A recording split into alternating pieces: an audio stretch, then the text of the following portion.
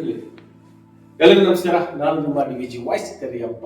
ಇವತ್ತು ಮಲಯಾಳದ ಬಗ್ಗೆ ಮಾತನಾಡಲೇಬೇಕು. ಕಾರಣ ಏನಪ್ಪಾ ಅಂತ ಹೇಳಿದ್ರೆ, ಸ್ಯಾಟಲೈಟ್ ಟಿವಿ ಚಾನೆಲ್ಗಳು ಇವತ್ತು ಇರಬೇಕಾಗಿರ್ತಕ್ಕಂಥದ್ದು ಬಡವರ, ನಿರ್ಗತಿಕರ, ಅವಿದ್ಯಾವಂತರ ಒಂದು ಸರ್ಕಾರದ ಬರ್ತಕ್ಕಂಥ ಸೌಲಭ್ಯಗಳನ್ನ ತಿಳಿಸ್ಲಿಕ್ಕೆ ಈ ಮೀಡಿಯಾವನ್ನ ಬಳಸಬೇಕಾಗಿತ್ತು. ಯಾಕೆ ಅಂತ ಹೇಳಿದ್ರೆ, ಸೆಂಟ್ರಲ್ ಗೌರ್ಮೆಂಟ್ ಅಂದ್ರೆ ಕೇಂದ್ರ ಸರ್ಕಾರದಿಂದ ಇಂತಿಷ್ಟು ಅಮೌಂಟ್ ಅಂತ ಈ ಸ್ಯಾಟಲೈಟ್ ಚಾನೆಲ್ಗಳಿಗೆ, ವಾರ್ತಾ ಇಲಾಖೆಯಲ್ಲಿ ಸೇರಿರ್ತಕ್ಕಂಥ ಪತ್ರಿಕೆಗಳಿಗೆ, digital media, satellite media, printing media, ಇವೆಲ್ಲ ಮೀಡಿಯಾಗಳಿಗೂ ಹಣ ಬರುತ್ತೆ.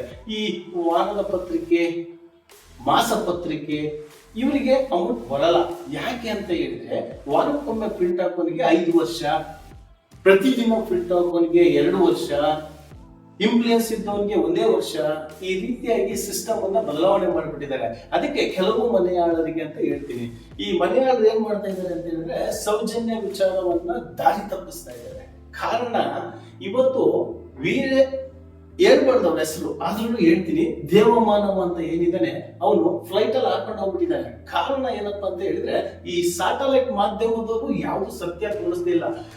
ಗುಡ್ಡದ ಬಂಗ್ಲೆಯಲ್ಲಿ ಸಿಕ್ಕಿರ್ತಕ್ಕಂಥ 75 ಶವಗಳು, ಅದ್ರಲ್ಲಿ ಮಹಿಳೆಯರಾಗಿರ್ಬೋದು, ಮಕ್ಕಳಾಗಿರ್ಬೋದು, ವೃದ್ಧರಾಗಿರ್ಬೋದು, ಐಡೆಂಟಿಫೈ ಇರ್ತಕ್ಕಂಥ ಬಾಡಿಗಳು ಸಹ ಸಿಕ್ಕೂ ಸಮೇತ ಅವನಿಗೆ ಶಿಕ್ಷೆ ಆಗುತ್ತೆ ಅನ್ನೋದು ಪಕ್ಕ ಗೊತ್ತಿದ್ದು ಫ್ಲೈಟ್ ಅಲ್ಲಿ ಫಾರಿನ್ಗೆ ಟ್ರಿಪ್ ಹೋಗಿದ್ದಾನೆ. ಕಾರಣ ಏನಪ್ಪಾ ಅಂತ ಹೇಳಿದ್ರೆ, ಈಗಿನ ಸಿಸ್ಟಮ್, ಈಗಿನ ವ್ಯವಸ್ಥೆ ಬದಲಾಗಬೇಕು. ಇವತ್ತು ಸಾಮಾಜಿಕ ಜಾಲತಾಣಗಳು ಮಾಡ್ತಾ ಇರ್ತಕ್ಕಂಥ ಕೆಲಸಗಳನ್ನ ಸ್ಯಾಟಲೈಟ್ ಚಾನೆಲ್ಗಳು ಮಾಡ್ತಾ ಇಲ್ಲ.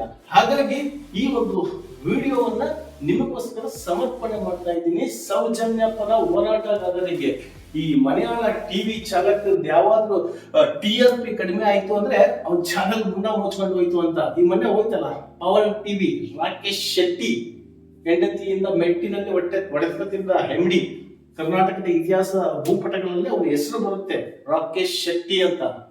ಆ ಶೆಟ್ಟಿ ಮಾಡುವಂತ ಹಲ್ಕಟ್ ಕೆಲಸಕ್ಕೆ ಮೀಡಿಯಾದವರಿಗೆಲ್ಲ ಕೆಟ್ಟ ಹೆಸರು ಬರ್ತಾ ಇದೆ.